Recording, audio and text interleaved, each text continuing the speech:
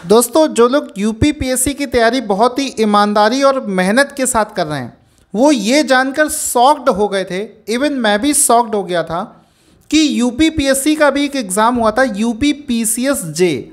और इस यूपीपीसीएस जे के एग्ज़ाम में इतनी बड़ी गड़बड़ी देखने को मिली कि रिज़ल्ट आने के बाद में यूपीपीएससी ने इस चीज़ को स्वीकार किया कि जो इसका पीसीएस जे का जो रिटन वाला एग्ज़ाम हुआ था उसमें एक दो नहीं, पूरी 50 कॉपियाँ जो हैं वो बदल गई थी। यानी कि 50 स्टूडेंटों ने जो रिटन एग्ज़ाम दिया था उनकी पूरी की पूरी कॉपी ही चेंज कर दी गई।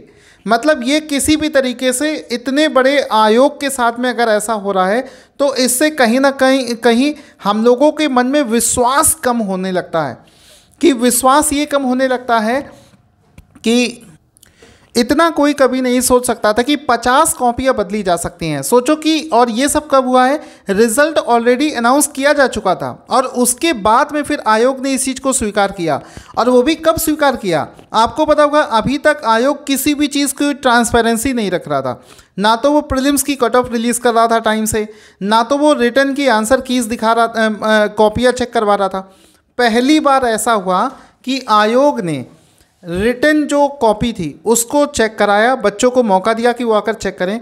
और चेक करने पे पाया क्या कि 50 तो कॉपियाँ चेंज कर दी गई हैं। और क्या पता इससे पहले जो पीसीएस वगैरह के एग्ज़ाम होते रहे उनमें भी कॉपियाँ चेंज हो चुकी हो और वो रिज़ल्ट दूसरा बन चुका हो। और ना जाने इतने कैसे बच्चे होंगे जो हो सकता है कि सेलेक्ट हो लेकिन उनकी कॉपी ही चेंज कर दी गई हो। तो इसी में तो दोस्तों आयोग इस समय बहुत बड़े बदलाव से गुजर रहा है, क्योंकि आपको पता होगा रिसेंट में आरओ का एग्ज़ाम जो हुआ था वो भी कैंसिल कर दिया गया क्योंकि उसका पेपर आउट हो गया था। ये सब छोटी बातें नहीं हैं, कहीं ना कहीं आयोग की प्रतिष्ठा इस समय कम होती जा रही है। और अगर आप देखोगे तो आज एक बहुत बड़ा नया एक बदलाव घोषित किया गया है कि जो आंसर सीरीज़ होती, प्रश्न पत्रिका की सीरीज़ की जगह अब उसमें बार कोड व्यवस्था कर दी गई है। जब से ये पेपर लीक हुआ है, जब से ये धांधली शुरू हो गई है आयोग में, जब से ये कॉपियाँ चेंज हो गई, तो इन सब को देखते हुए आयोग ने एक बहुत बड़ा फैसला किया है। जो प्रश्न पत्रिका होती थी उसमें ABCD करके 4 टाइप के प्रश्न पत्रिकाएँ होती थी। और जब आयोग अपनी आंसर की रिलीज़ करता था तो आंसर की में 4 आंसर की आती थी, A वाले की अलग, B वाले की अलग, C वाले की अलग, D वाले की अलग। लेकिन इस बार ऐसा नहीं, उसने क्या कर दिया है कि ये जो ABCD नंबरिंग होती थी इसको हटाकर इसकी जगह पर इस्तेमाल करना शुरू कर दिया है एक बार कोड।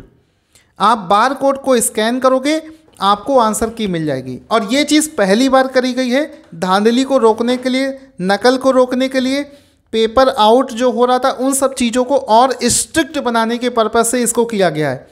ठीक है, तो इसमें क्या है कि अभी आयोग ने ये चीज़ बताई कैसे है तो वो मैं आपको दिखाना चाहता हूँ। ये देखो, आपको दिखाना चाहता हूँ, आप ये देख सकते हो। आयोग ने अभी रिसेंट में एक एग्ज़ाम, दोस्तों अभी एक यूपीपीएससी का नगर नियोजन का पेपर हुआ था और उसकी आंसर की रिलीज़ कर दी गई।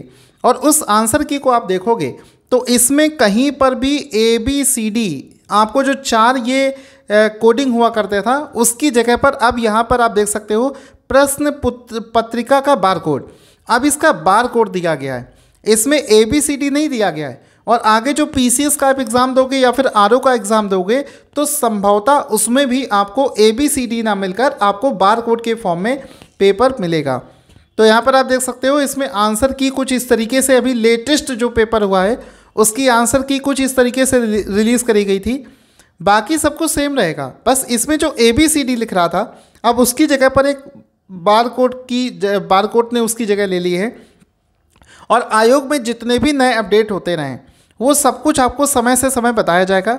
तो अगर आप लेटेस्ट PCS में क्या चल रहा है ये सब जानना चाहते हैं तो हमारे चैनल को सब्सक्राइब कर लेना। साथ ही साथ मैं आपको बता दूं कि RO ARO 2024 के री एग्ज़ाम का बैच हमारे यहाँ चल रहा है। जिसको भी बैच ज्वाइन करना है 2.5 महीने में पूरा सिलेबस हो जाएगा, सारी चीज़ें आपको पढ़ा दी जाएंगी। तो बैच ज्वाइन करने के लिए हमारे डिस्क्रिप्शन बॉक्स को चेक करें। Thank you so much guys.